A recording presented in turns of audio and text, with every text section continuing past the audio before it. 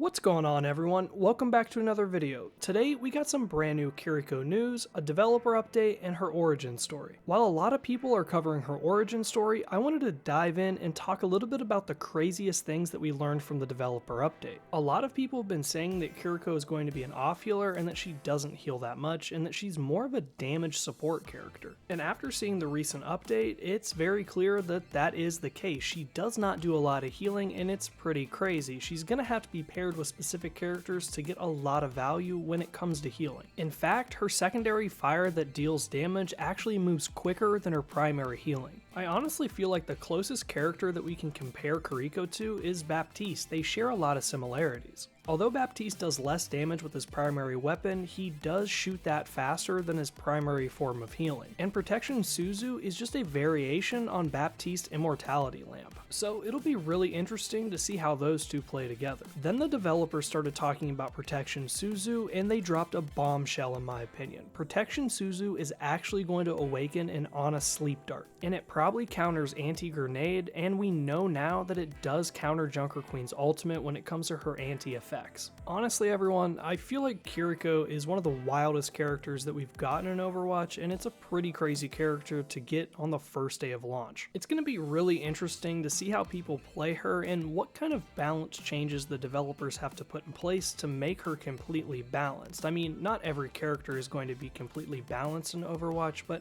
we all know that new heroes tend to be overpowered when they first come out, and Kiriko is definitely looking like she's going to be overpowered. Which leads me to really one of the last big things that we found out from the developer update, and you might say that this has already been known, but it was still kind of up in the air how much of an animation she had before she teleported, and we now know that it is pretty much instant and it doesn't really have a wind up. I was hoping that it would, because it would be a fair trade to try and take her down before she could just disappear from you, but that's not the case.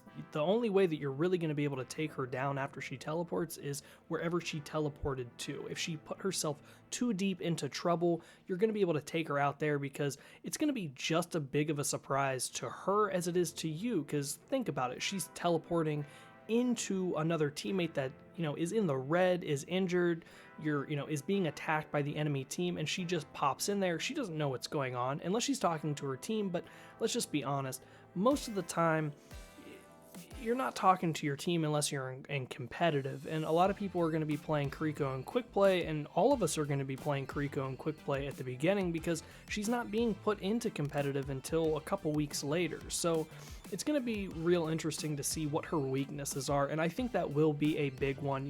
When she teleports into the fray and she doesn't really know what she's teleporting herself into, if she doesn't have any team communication, that could be something that you play off of. But then again, when you're in high levels of competitive, the teams are usually talking, so that might not be a big one, but it will be interesting to see. It's just honestly crazy that this is a support character that is supposed to deal damage, like a damage support type character. That's just nuts. We've never had that before, at least intentionally. I mean, I guess you could say that Brigitte is supposed to deal damage to be able to heal, but in the case of Kiriko, she is dealing damage and not healing at the same time, so I feel like it's a little different. And then on top of that, this is really the first character that we've ever gotten in Overwatch that will be able to cleanse negative effects or do something like that when it comes to getting rid of other effects that the enemy team puts upon you or your teammates. They say it has a long cooldown, and I'm sure that it is, kind of balanced when it comes to the timing of things, but truly, this is just the most ridiculous thing that we have seen on this character. Like,